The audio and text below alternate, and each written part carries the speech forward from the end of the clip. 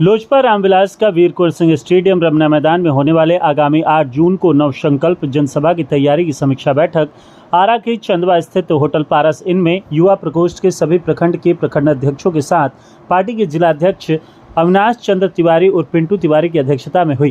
कार्यक्रम की तैयारी की समीक्षा बैठक में पहुंचे प्रदेश अध्यक्ष वेद प्रकाश पांडे एवं प्रभारी अभिषेक सिंह, युवा प्रकोष्ठ के प्रभारी सिद्धार्थ चौबे, प्रशांत सिंह चंदेल, प्रदेश सचिव मनीष बुचली, प्रदेश प्रवक्ता अंजलि सागर, प्रदेश उपाध्यक्ष आदित्य पांडे को कार्यकर्ताओं ने शॉल एवं पुष्पमाला देकर सम्मानित किया।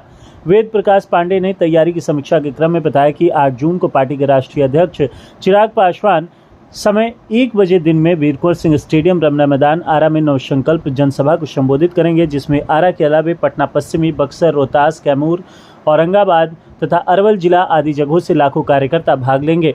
वेद प्रकाश पांडे ने सभी प्रखंड अध्यक्षों को निर्देशित किया कि चिराग पासवान के विजन को जन जन तक पहुंचाना तथा सभी प्रखंड अध्यक्षों के साथ बैठक कर सभी पंचायत अध्यक्ष एवं हमारे नेता चिराग जी को चाहने वालों को कार्यक्रम में भाग लेने के लिए आग्रह करना।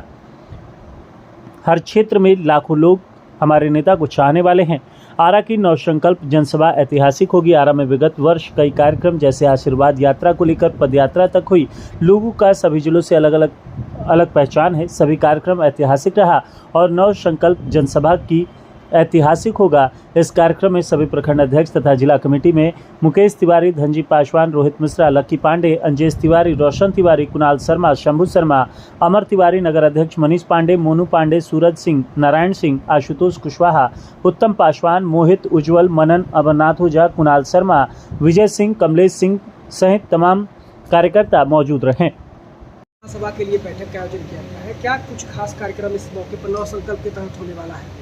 देखिए, पार्टी में ये तय किया गया है कि आगामी विधानसभा चुनाव को देखते हुए सभी प्रमंडल वाइज हम लोग कार्यक्रम करने जा रहे हैं। इस कार्यक्रम का नाम रखा गया है नवसंकल्प महासभा और इसकी शुरुआत हम शाहाबाद की धरती से कर रहे हैं। एक ऐतिहासिक धरती रहा है, इतिहास लिखने का कार्य किया है और यह 8 जून को दिन में 11 बजे रमना मैदान में एक कार्यक्रम होना तय है, जिसमें मुख्य अतिथि के रूप में हम लोगों के राष्ट्रीय अध्यक्ष आदरणीय चिराग पासवान जी, सब केंद्र मंत्री उपस्थित हो रहे हैं और तमाम इसमें 33 विधानसभाओं को हम लोगों ने चयनित किया है, चाहे वो भोजपुर हो, बक्सर जिला हो, औरंगाबाद हो, रोहतास हो, कैमूर हो और पटना पश्चिमी हो। और पार्टी ने एक मापदंड तय किया है कि जो इस 33 विधानसभा में संभावित प्रत्याशी के रूप में हमारे पार्टी के और दल के ही कार्यकर्ता हैं, उनको अपनी ताकत दिखानी है और इस कार्यक्रम को एक ऐतिहासिक रूप में आगे हम लोग सिलसिलेवार ढंग से लेते चलें। इस कार्यक्रम से क्या संदेश दिया जाएगा? जी देखिए, संदेश क्या दिया जाएगा। शाहाबाद में लोक जनशक्ति पार्टी रामविलास एक मजबूत स्तंभ, एक ताकत है।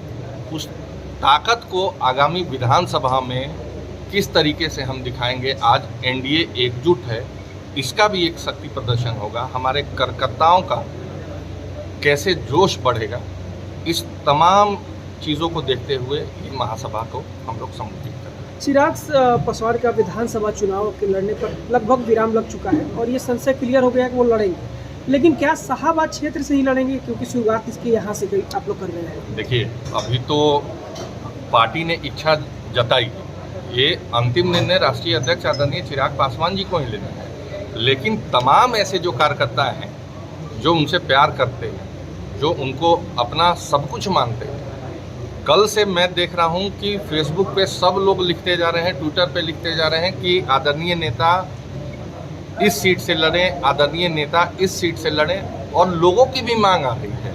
तो यह चीज़ स्पष्ट हो गया है कि जो एक दायरा था कि हमारे नेता आदरणीय चिराग पासवान जी सुरक्षित सीट से ही लड़ सकते हैं, लेकिन नहीं, लोगों का जैसे मांग हो रहा है वो सामान्य सीट से भी चुनाव लड़ सकते हैं। और हम लोगों की भी मांग है कि आगामी विधानसभा 2025 का चुनाव हमारे नेता आदरणीय चिराग पासवान जी जरूर लड़ें और बिहार विधानसभा के पटल पर इस पर बैठने का काम करें। शाहाबाद में लोकसभा और विधानसभा की बात करें तो एनडीए के खाते में बहुत कम सीटें विधानसभा में 2 सीटें सिर्फ हैं। क्या उसे भी साधने की कोशिश हो रही है, क्योंकि प्रधानमंत्री का कार्यक्रम और अब चिराग पासवान का कार्यक्रम है? देखिए, कहीं ना कहीं ये बात सत्य है कि विपक्ष के लोग शाहबाद में लोकसभा के समय भी भ्रमित करने का काम किए थे, लेकिन आज एनडीए और एनडीए के वोटर्स पूरे तरीके से इंटैक्ट हैं और इसका शक्ति इस बार आप लोगों को आगामी विधानसभा चुनाव में देखने को मिलेगी। पिछली बार विधानसभा चुनाव में शाहबाद की सीटें जो कम हुई थी एनडीए की, उसमें सबसे अहम रोल में लोजपा थी, क्योंकि जहां जदयू को मिला था वहां लोजपा ने अपने कैंडिडेट खड़े किए थे। क्या उसी की भरपाई की जाएगी सर? देखिए, ऐसा नहीं है। 2020 का चुनाव जो हुआ था, पार्टी ने उस समय एक फैसला लिया था कि हम अकेले चुनाव लड़ेंगे, तो इससे नकारा भी नहीं जा सकता है कि लोक जनशक्ति पार्टी रामविलास का एक वोट है। तो आज जब हम एनडीए के पटल पे हैं, हम एनडीए के एक मजबूत साथी हैं, तो उसका जरूर इस चुनाव में फायदा तमाम दलों को मिलेगा। आरा संसदीय क्षेत्र के 7 विधानसभाओं में से कितने विधानसभा में अंदरूनी तैयारी चल रही है आप लोग? देखिए, हम तो आपको बोलें कि भाई हमारी पार्टी संभावित प्रत्याशियों को 33 विधानसभा में बोली है, लेकिन वो एनडीए के पटल पर तय होगा कि किसके खाते में कौन सी सीट जा रही है।